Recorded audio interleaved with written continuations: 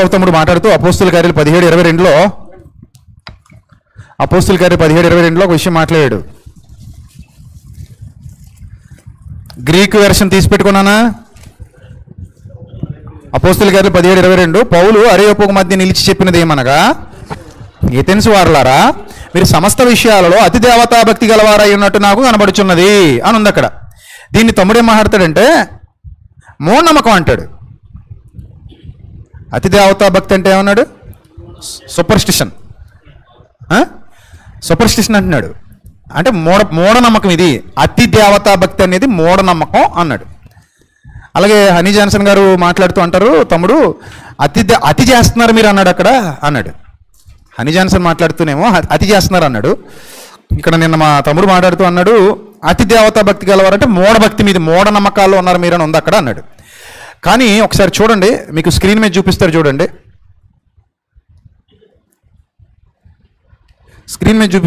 ఏమని ఉంది అక్కడ? అపోస్తుల కార్యాలు 17:22 of the areas hill he was saying men Athenians in all things as very religious. ఏమనుంది అక్కడ? Very religious. అభి గారు మీరు ఇంగ్లీష్ పార్ట్ లెక్చరర్ కదా, చదవండి ఒకసారి. Having stood then Paul in midst of the areas hill he was say ఏమంటున్నాడట? Very religious. ఎథియన్స్తో చెప్తున్నాడట, ఏథెన్స్ పట్టణంలో ఉన్న వాళ్ళతో చెప్తున్నాడట. వెరీ రిలీజియస్ అంటే మూఢనమ్మకమా? కాదనే. ఇక్కడ ఇంకోటి డెఫినేషన్ లోకి వెళ్ళినా very fearful of gods. Very fearful of gods definition లో రిలీజియస్ అని, respectful of what is divine అని, ఇలా చాలా అర్థాలు ఉన్నవి. వాళ్ళు ఒకటే అర్థాన్ని తీసుకోవాల్సిన అవసరం లేదు. ఓకే, అనేకమైన అర్థాలు. అంటే దేవునికి భయపడే వారు కూడా అతి భక్తి, ఎక్కువ భక్తి ఉన్నది.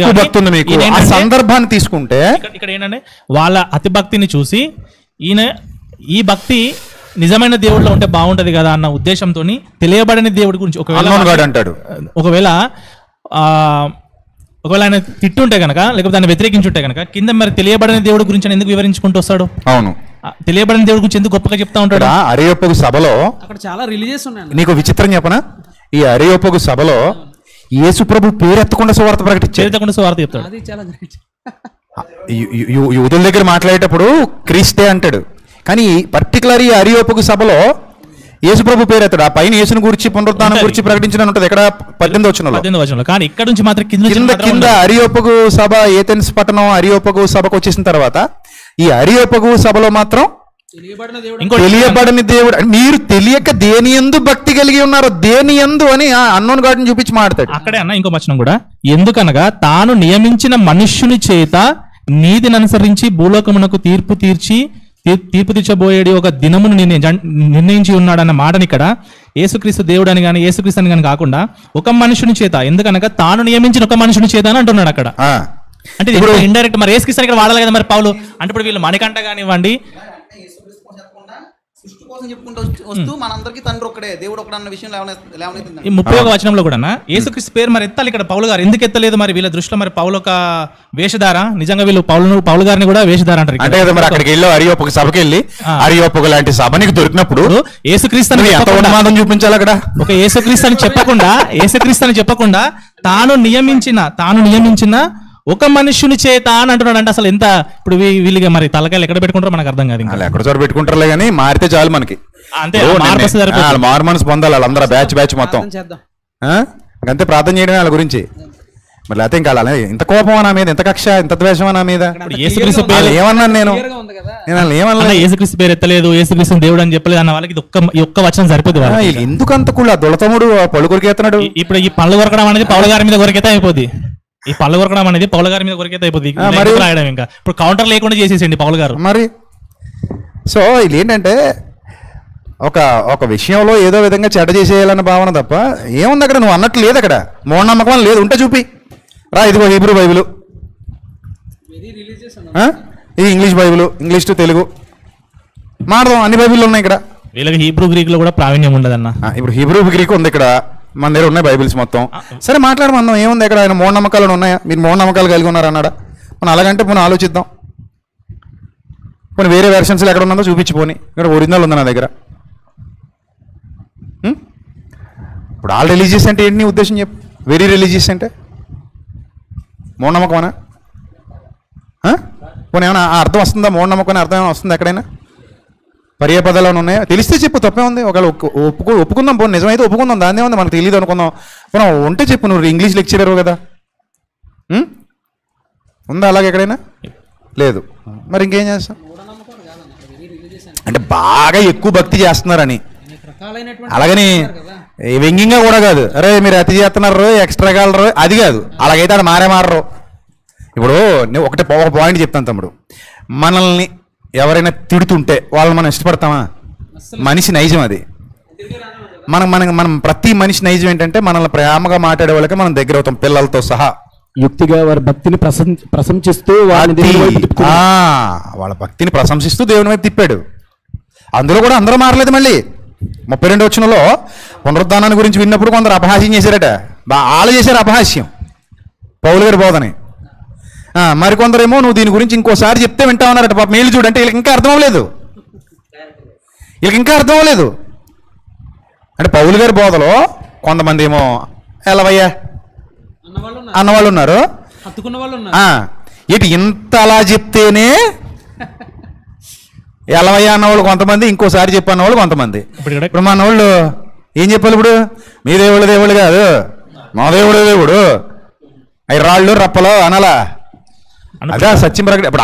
ఇప్పుడు ఈ ఊరికి ఆ ఊరు ఎంత దూరం, ఆ ఊరికి ఈ ఊరు అంతే దూరం. నీకు ఆ ఛాన్స్ ఎంత ఉందో అవతలోడు కూడా అంతే ఛాన్స్ ఉంది నిన్ను అడగడానికి. ఇక్కడ అతి దేవతా భక్తి గలవారై ఉన్నట్టు నాకు కనబడుతుందని అన్నప్పుడు కింద ఏమంటున్నాడంటే తెలియబడని దేవునికి అని వ్రాయబడి ఉన్నది కాబట్టి మీరు తెలియక దేని యందు భక్తి కలిగి ఉన్నారో దానినే నేను మీకు ప్రచురము చేయుచున్నాను అని అంటున్నాడు, ప్రచురపరచున్నాను అని అంటున్నాడు. ఒకవేళ తిడితే కనుక ఇదంతా ఎందుకు, ఈ కంటిన్యూషన్ ఎందుకు వస్తుంది? మరి తిట్టినప్పుడు ఆ తెలియబడని దేవుడు గురించి చెప్పొద్దు కదా, డైరెక్ట్ గా యెహోవా దేవుడి గురించి చెప్పాలి కదా, యేసుక్రీస్తు ప్రభువు వారి గురించి చెప్పాలి కదా, రక్షణ గురించి చెప్పాలి కదా. ఆ తెలియబడని దేవుడి గురించి నేను చెప్తున్నాను, నేను ఎందుకు అనాలి అసలు? అదే మరి అది పెద్ద పాయింట్ ఇక్కడ. పాయింట్ కదా ఇది మరి. అవును.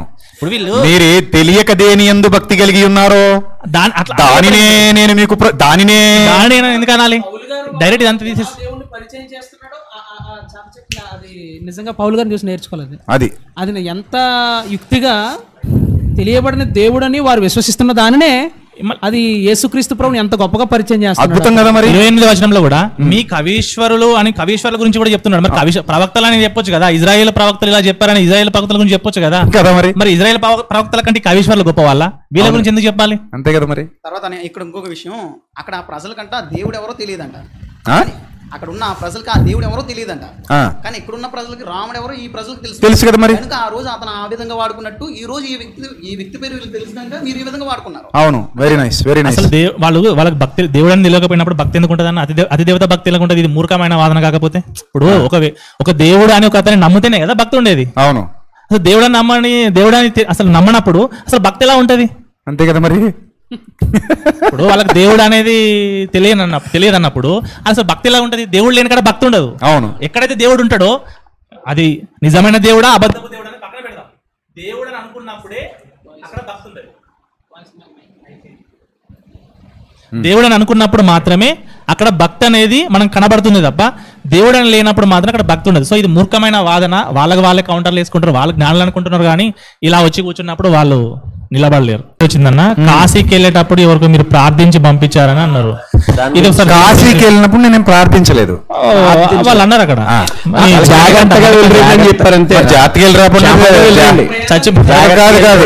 జాతికి వెళ్ళండి అనకపోతే ఫ్లైట్ కూలిపోవాలనాలా ఏంటి? ఏడ్చేవాళ్ళు వెళ్ళనివ్వండి. ఇప్పుడు వాళ్ళ ఇంటి పక్కన ఎవరో అన్యులు ఉంటారు, వాళ్ళ ఇంటి పక్కనే ఉంటారు, చుట్టూ అన్యులే ఉన్నారు ఇప్పటికే. ఇప్పుడు ఇలా మాట్లాడే వాళ్ళు అందరి ఇళ్ళ పక్కన అన్యులే ఉన్నారు. వాళ్ళు ఎక్కడికో వెళ్తూ ఇలా తాళం ఇచ్చి బాబయ్య మేము పలానా తిరుపతి వెళ్ళి వస్తాం అంటే అప్పుడు క్షేమంగా వెళ్ళరండి అంటారా, లేకపోతే లారీకి యాక్సిడెంట్ అవును కాక అంటారా? మేము నమ్మని మార్గం స్వభావం దరిద్రులారా వెళ్తున్నారంటే మీరు గంగలో కలిసిపోండి అని చెప్పాలని మేము నమ్మని. ఆ రోజు ఏం జరిగిందంటే ఎయిర్పోర్ట్ లో నేను కూర్చున్నాను, వాళ్ళు వచ్చారు నా దగ్గరికి. వచ్చి సార్ మీ ప్రసంగాలు చాలా బాగుంటాయండి, వింటున్నామండి అన్నారు. చాలా సంతోషం అండి అన్నాను. అన్న తర్వాత వాళ్ళ మమ్మీ వచ్చి నా కొడుకులా ఉంటావు నాయన నువ్వు, నేను ఎప్పుడు ఈ వరకు పాస్టర్ల ప్రసంగాలు క్రైస్తవుల ప్రసంగాలు వినలేదు నాయన, ఫస్ట్ నీయే వింటున్నాను నాయన, ఈ మధ్య వింటున్నాను, బాగున్నాయి నాయన అంది. మంచిదమ్మా అన్నాను. ఇప్పుడు నేను ఇంకా సువార్త చెప్పే పని ఏమి లేదు, ఎందుకంటే ఆల్రెడీ వినేస్తున్నారు. ఏదో రోజు దేవుడు పట్టుకుంటాడు కదా. సరే ఇప్పుడు వెంటనే పట్టుకోవాలని రూల్ ఏమి లేదు. ఒకవేళ వాళ్ళ మనసు మారిస్తే ప్రభు వాళ్ళ హృదయం తెరిస్తే, ఇప్పుడు పౌలు గారు చెప్తేనే కొంతమంది అపహాస్యం చేసి పోయారు, కొంతమంది ఇంకోసారి వింటామన్నారు, అప్పుడే మారిపోలేదు, వెంటనే మారిపోయి ఇంకోసారి వింటామన్నారు. ఇప్పుడు రెఫరెన్స్ చూపించాను మీకు. ఇప్పుడు అలాగే వాళ్ళు కూడా వింటా ఉన్నారు.